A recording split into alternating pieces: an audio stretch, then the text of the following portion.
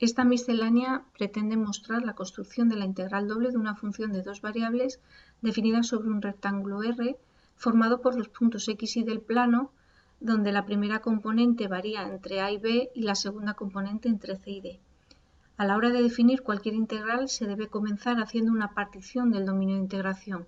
En este caso es el rectángulo R y esa partición se consigue teniendo m por n subrectángulos, resultado de dividir el intervalo AB en m partes y el intervalo CD en n partes.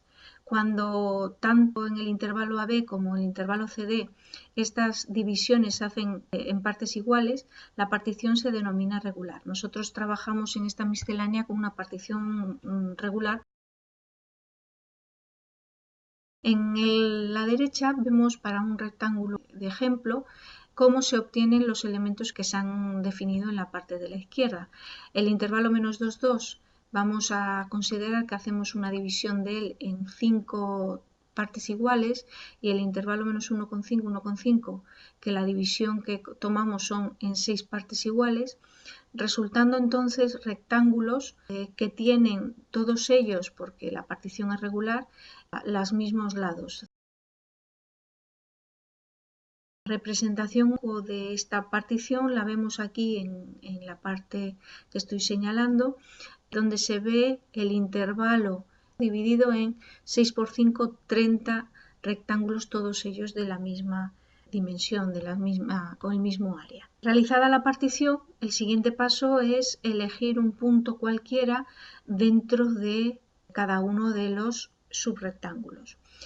Para cada rectángulo, en este caso, se está considerando como punto elegido el extremo inferior izquierda. Para este rectángulo este sería el punto elegido, para este otro rectángulo este sería el punto elegido. Esto permite luego construir lo que sería la suma de Riemann, que no es más que evaluar la función en uno de esos puntos, multiplicarlo por el área del rectángulo asociado y realizar la suma de P, sería 5 por 6, 30.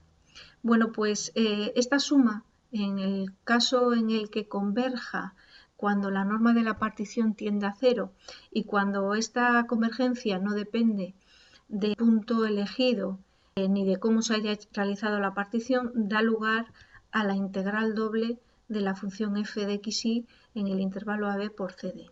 Este valor, en el caso ya decimos que la suma de Riemann converja y que por tanto la función se diga que es integrable, tiene una interpretación geométrica cuando la función f de xy es positiva. Esa integral doble representa el volumen del sólido encerrado por la función f sobre el rectángulo R.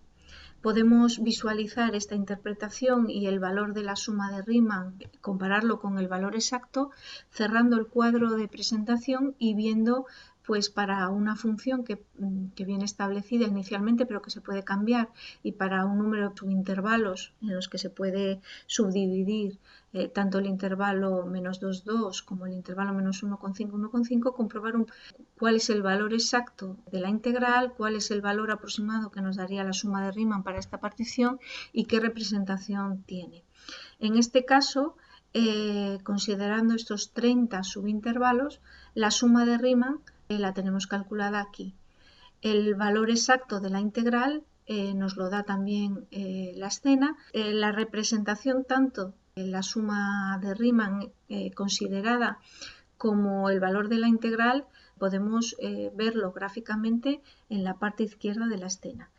Iniciamos visualizando la malla en la que hemos realizado la partición del intervalo R en el que estamos integrando, dibujado sobre el plano z igual a 0, y luego construimos los sumandos de la suma de Riemann, que vienen a representar, en el caso de que la f sea positiva, pues el volumen de cada uno de los paralelepípedos que tiene por base el rectángulo considerado y por altura pues el valor de la función en el punto elegido. En este caso, pues para el primer rectángulo, el extremo inferior izquierdo. Bien, a medida que nosotros aumentemos la aproximación numérica, también la podemos observar, ya que nos va dando el valor de esa suma, podemos compararlo con el valor exacto. La elección del punto se puede variar y nos permite también la escena trabajar como con el extremo superior en cada uno de los subrectángulos o el punto medio. El valor exacto evidentemente no cambia, pero sí podemos obtener distinto valor para esta aproximación que nos daría la suma de rima.